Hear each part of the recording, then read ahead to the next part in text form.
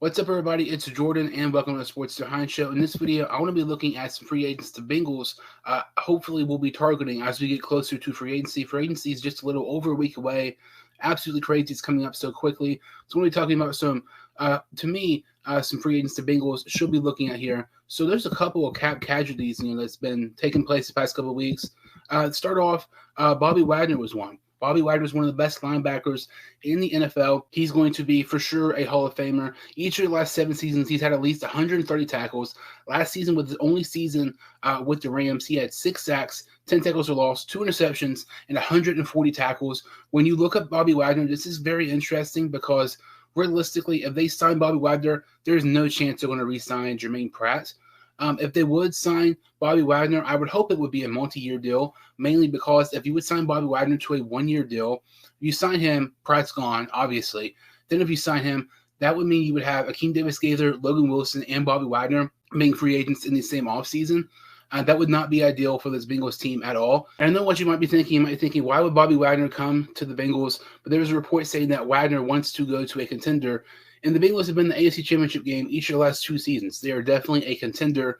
Linebacker, to me, I feel has a bigger need than some Bengal fans realize. Do I think it will happen? Probably not, but this would be an amazing pickup here if the Bengals end up signing Bobby Wagner. Another free agent I think the Bengals should be looking at here is Taylor Lewan. Taylor Lewan, when he is healthy, he's one of the best left tackles in the NFL, but he's just not been able to stay healthy these last several years. Since the start of the 2018 season, he's missed 35 games, and I know Bengal fans were very upset with the offensive line this past year, but when you look at the Bengals offensive line, Jonah Williams was hurt, Leo Collins was hurt. Those are our 2 tackles coming off season-ending injuries.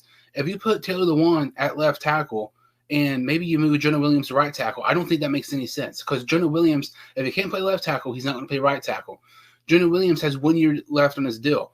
If you get rid of Williams and have Lewan and he gets hurt, you're kind of screwed. This past season, the Bengals have had so many injuries on the offensive line. Adding Taylor Lewan into that mix is only going to make it worse. He's a great player when he's healthy, but he's just too injury prone.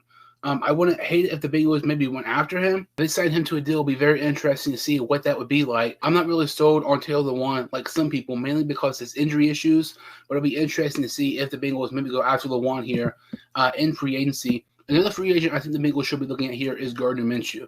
I know some people like Brandon Allen. I didn't really like him. To me, he's not a reliable backup. I want a backup for Cincinnati that if Burrow goes down, this team is still capable of winning games. I don't think Allen is capable of winning games for Cincinnati if Burrow goes down. But I do think Gardner Minshew is. Gardner Minshew is 8-16 as a starter. He has 44 passing touchdowns and 15 interceptions in his career. Last season, he was 0-2 as a starter, 3 touchdowns and 3 picks with Philadelphia, over 660 passing yards. Minshew, to me, is a significant improvement over Brandon Allen. Maybe they don't get Minshew. Maybe they get a guy like Teddy Bridgewater. I would just rather have a better backup than Brandon Allen because I feel like the Bengals really should be looking at a backup quarterback here, whether it's in free agency or maybe the late rounds of the draft. I really hope the Bengals get a replacement for Brandon Allen to be the quarterback 2 for the Bengals. Another player I think the Bengals should be looking at here is edge rusher Clinton Ferrell. Clinton Ferrell was drafted 5th overall by the Raiders in 2019, and so far he's been an absolute bust, having just 10 sacks in 4 seasons. But the reason I think this makes sense is because the Bengals defensive line coach, Marion Hobby, coached Clinton Ferrell back in their days at Clemson. So there's already kind of a connection there. I know Clinton Ferrell has not lived up to the hype being a top 5 pick back in 2019, but I don't feel like this would be a bad signing here for the Bengals. Look at Eli Apple. When Eli Apple came to Cincinnati, he was 100% a bust. He was not even remotely close to living up to his first-round pick that he was.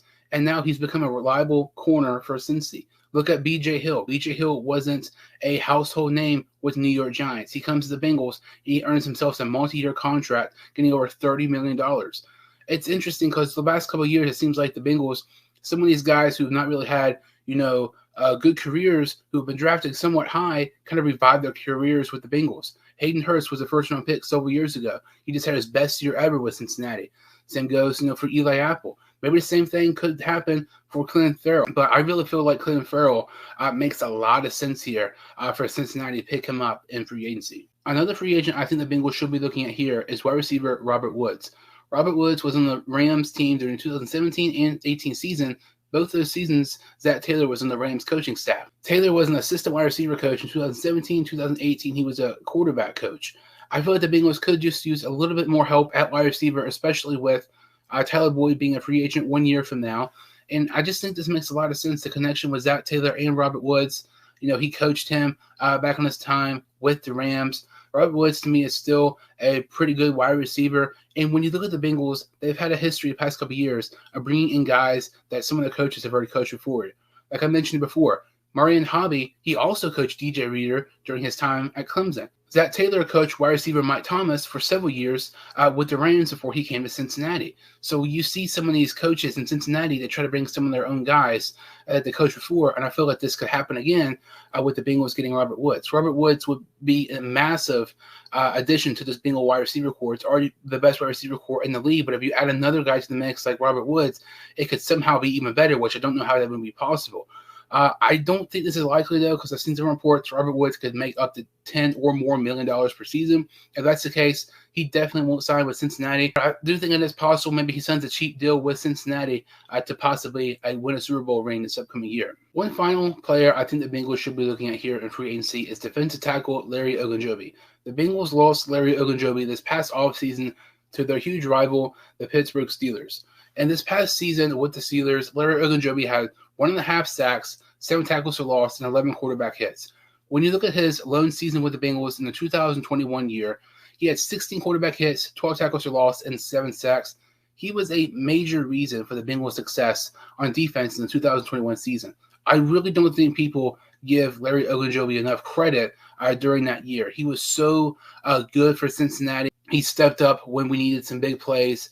I would just love this signing here. I know our defensive tackle position is pretty good right now, but you can never have too many good defensive tackles. Larry Ogunjobi is one of the more underrated defensive tackles in the league. Bringing him back, I do not think will be a bad idea at all. He knows everybody on the coaching staff. I just think this makes a ton of sense. He's been coached by everybody who's on the coaching staff. He knows everybody on the team. I would really like for Larry Ogunjobi to come back to Cincinnati. It might be wishful thinking now. Maybe he goes and re-signs with the Steelers. That would kind of suck. But Larry Ogunjobi coming back to the Bengals defense, to me, would be a massive, massive signing here for the Bengals and really help this defense, which are already one of the better defenses in the league. So kind of recapping and looking at some of these free agents, I hope the Bengals maybe go after quarterback Gardner Minshew, edge rusher Clelin Ferrell, linebacker Bobby Wagner, left tackle Taylor Lewan, defensive tackle Larry Ogunjobi, and wide receiver Robert Woods. Of all these players listed here, I think Clelin Ferrell is most likely to be a Bengal next year, and a player least likely to be a Bengal next year throughout these players is probably quarterback Gardner Minshew. But comment who you want the Bengals to sign in free agency as you get closer. It's going to be very, very interesting to see who the Bengals sign in free agency. That about does it for this video. If you're new to the channel or you've seen my videos before, I would really, really appreciate if you could like this video and subscribe to my channel. Thank you all so much for watching, and I will see you all next time on the Sports Studio Hines Show.